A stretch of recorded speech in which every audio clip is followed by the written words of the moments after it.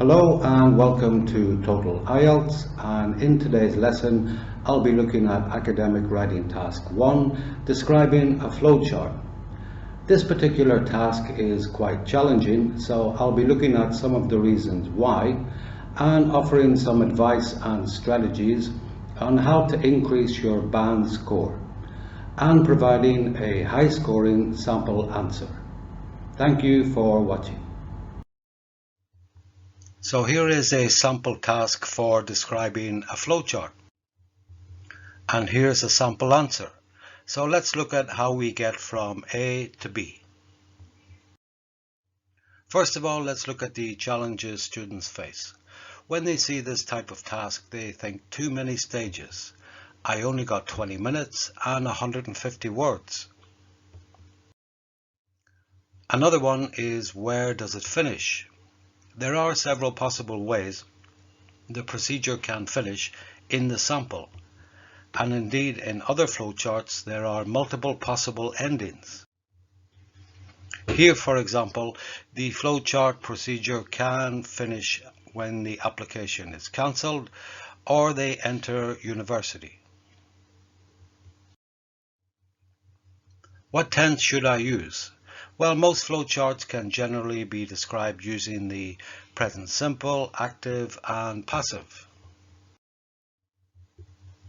But you should try to include other tenses for a higher score in grammatical range and accuracy.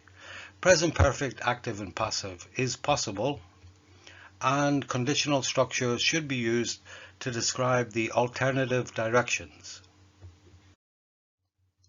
What are the main features?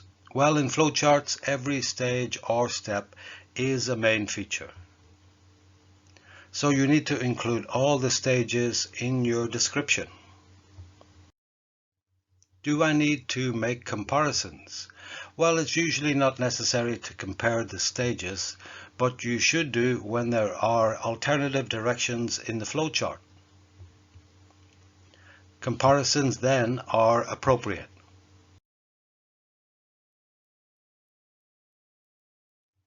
So for the introduction, as with all academic writing task 1s, don't copy the instructions, as this will be deducted from your word count.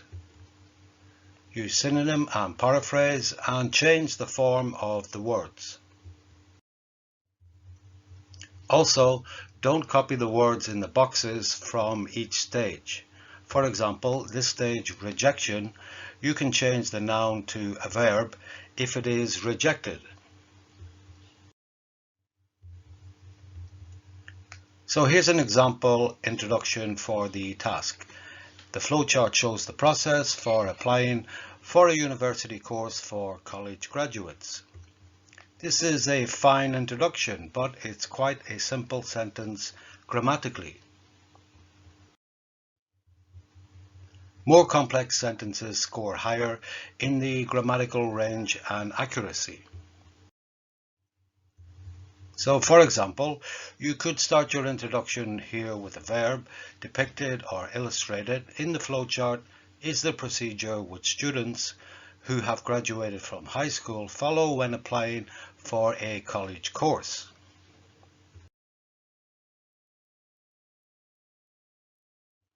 And next, of course, we need the overview. So for flowcharts, your overview should contain the number of stages and where the procedure starts and finishes. For the number of stages, when there are so many like this example we're looking at, it's not necessary to put a number on it.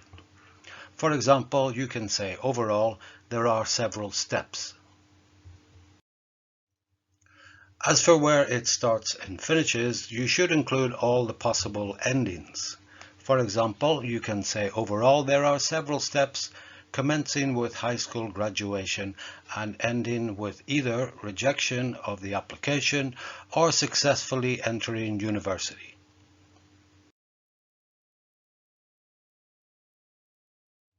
So after the overview, we need to describe the main features. And when you do this, you need to include every step or stage of the flowchart.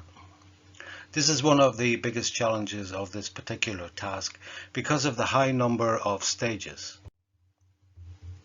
When you do describe the stages, you can group them together and describe them in several sentences.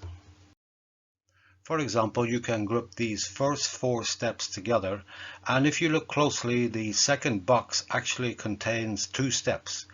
Complete the application form and download from the website. So here is a description. You can pause the video here and read at your leisure.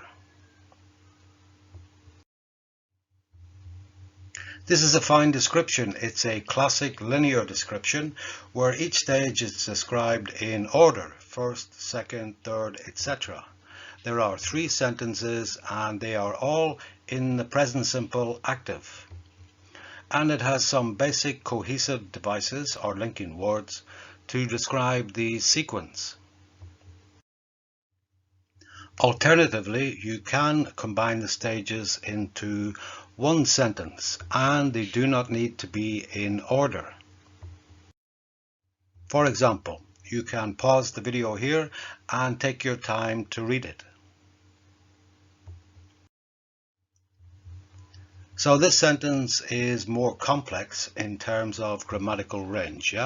It combines the 4 stages and has a higher range of grammatical structures, specifically present perfect and present simple passive. So when you study the flowchart before you start writing, try to group the stages and describe them in 1 or 2 sentences. For example, these stages can all be grouped together, as can these ones, and these final 4 stages can be grouped together.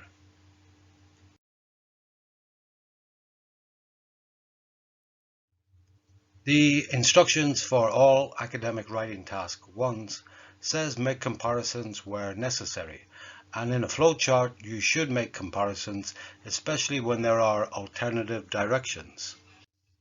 For example, you can say here, alternatively or in comparison, when the form is provisionally accepted, then you go on to compile documentation. Another example, if it is rejected, you can either be cancelled or you can complete an application for an alternative course.